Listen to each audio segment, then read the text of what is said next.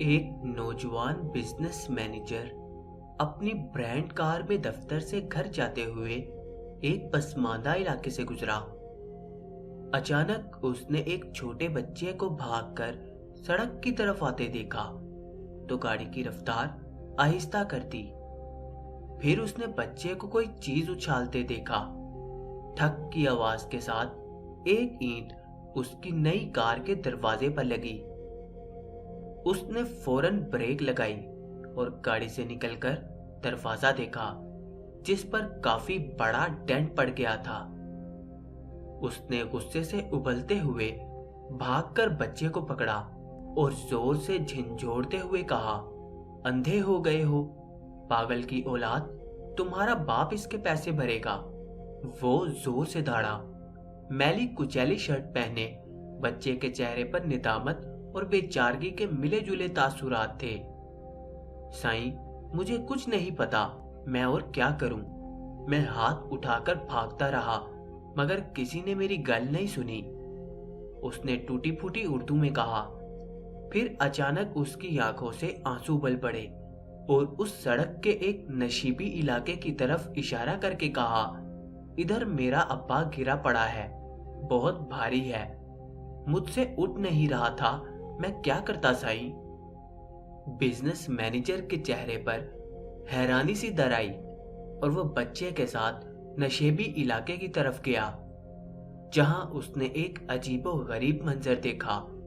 ایک معذور شخص اوندھے منہ زمین پر پڑا ہوا تھا، ساتھ ہی ایک ویل چیئر گری پڑی تھی۔ صاف لگ رہا تھا کہ باپ کا بھاری بھرکم جسم کے باعث بچے سے ویل چیئر سنبھالی نہیں جا سکی تھی۔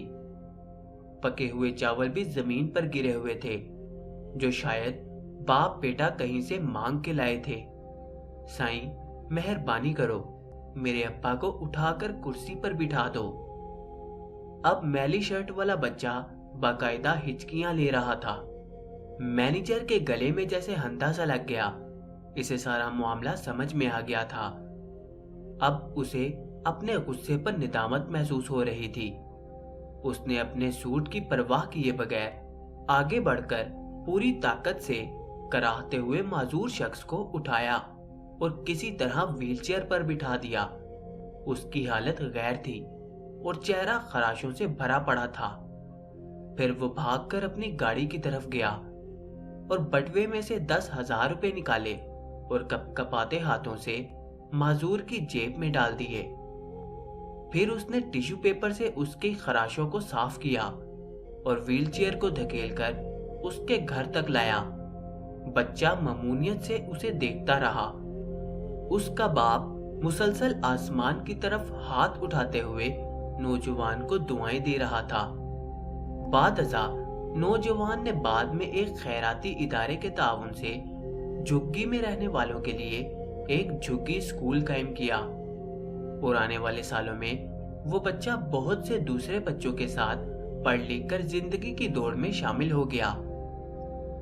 مینیجر کے پاس وہ کار اس واقعے کے بعد 5 سال مزید رہی، تاہم اس نے ڈینٹ والا دروازہ مرمت نہیں کرایا۔ کبھی کوئی اس سے پوچھتا کہ کار میں عیب ہے، اسے صحیح تو کرا لو، تو وہ یہی کہتا، زندگی کی دوڑ میں اتنا تیز نہیں چلنا چاہیے کہ کسی کو اینٹ مار کر گاڑی روکنی پڑے۔ سننے والا اس کی بات سن کر اور اس کی آنکھوں میں نمی دیکھ کر قدرے حیران ہوتا اور پھر سمجھتے نہ سمجھتے ہوئے سر ہلا دیتا۔ اوپر والا کبھی ہمارے کانوں میں سرگوشیاں کرتا ہے اور کبھی ہمارے دل سے باتیں کرتا ہے۔ جب ہم اس کی بات سننے سے انکار کر دیتے ہیں تو وہ کبھی کبھار ہمارے اوپر ایک اینٹ اچھال دیتا ہے۔ پھر وہ بات ہمیں سننا پڑتی ہے۔